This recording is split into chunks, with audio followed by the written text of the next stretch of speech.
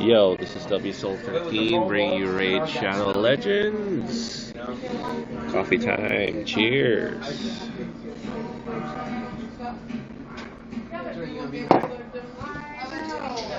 Giving you guys a glimpse of Floor 49 hard rewards, which is all bruised. Maybe they're right about how horrible the rewards are for hard. So my team there, I think, is made up mostly of Arbiter is my carry champ, 3 control champs in Bellower, what's the other one? Sylar and Umbral Enchantress, and then Vergumcar is there actually to take the buffs off and give us shields, which kind of substitutes for healing. Anyways, we're here today to talk about faction wars, though. So, let's say Doom Power for another time. So, what do we got exactly? Hold on. There we go. So today we're going to be talking about faction wars. So, as you can see, I'm almost to Lydia. I just need a few more crypts. I think I need 4 more. And we'll talk about my winning team for Faction Wars 21, which is Sandlash Survivor, Iron Brago, Kreela as my 3 6-stars, and Shaman and Nogdar to round up the team. So I just want to talk to you quickly about what they do, right? So what they've done for me and how you should be thinking about Faction Wars. So the way you should think about Faction Wars is progression first.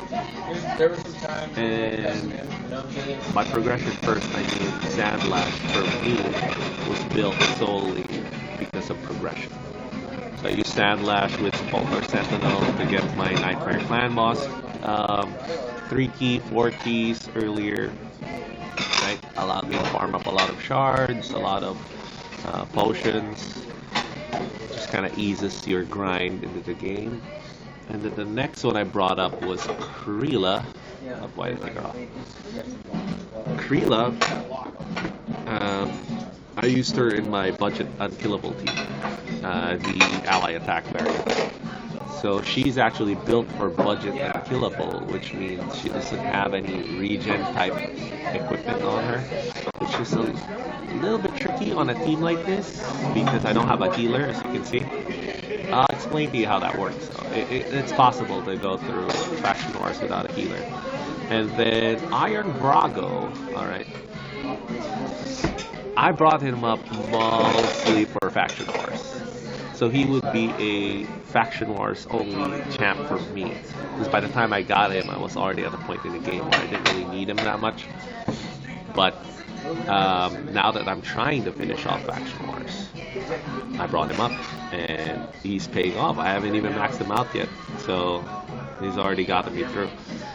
And then I'm rounding it out with Shaman, who you get for free, who is just there for the revives. I didn't even book her out. She's not booked out. And Nogdar was just some legendary I pulled, who happened to be, thank you, who happened to be in Orc. And what he does actually is he revives once every time he gets a turn. So if he dies right before he gets a turn and he hasn't revived yet, he will revive. Once he's used up that revive before he gets a turn and he dies again, he doesn't revive anymore. And he'll only do it if 4 people are alive on your team. So he's the only one dead, basically. And the cool thing about that is you can put on some Immortals gear on him, and he's basically, he tanks hits for you during the waves. He dies, he comes back to life. If another person dies, Shaman can revive that person, and then now you fulfill this other requirement of everybody else being alive, and he comes back to life. So he turns Shaman into kind of like a pseudo revive 2 persons in your team type champ instead of just the one she does. Pretty cool. So Faction Wars is mostly about synergy. All right. And let's just talk quickly about the gearing process, right? So I did have to re-gear my dudes out. Let's move this out of the way a little bit. So I did have to do a little bit of re-gearing. Nothing too crazy, but let's go through it real quick. So Kreela is on Toxic set because she's in my budget unkillable team. I have her built to do a lot of damage. 70% crit rate because she gives you the extra 30% crit rate. As much crit damage as I could put on her, and I ended up putting a lot on her actually. So why she survives is because her A1 puts shield on, and then every time she ally attack and she calls herself to attack, she puts another shield on. It's actually really, really cool for Faction Wars as well, even though I didn't have any healing sets on her. Let's do it by faction, so it's easier for me to pull up orcs. Next on the list is Sandlash Reviver, who I still use actually to do my Nightmare runs because my team isn't really tuned to do Nightmare. And this team just gets me a real easy 2-key on Nightmare almost all the time. And she's just on Lifesteal set and Immortal Gear. So Immortal Gear is one of those things that you're gonna want a lot of, right? Specifically HP percentage gloves and HP percentage boots, right? But I think my Sandlash is on crit rate, yeah, because she's on my clan boss team, right? So just stuff like that. You gotta think about that. Iron Brago. Why did I put him on Lifesteal set? I put him on Lifesteal set because I wanted him. I know he hits hard. So because I know he hits hard, and I do have him on War Master actually because I was thinking maybe I could play around with a different clan boss comp with him at some point. So I have him on War Master right now. And because he hits hard with Lifesteal set, he just gets a lot of life back. So it plays well with Kreela.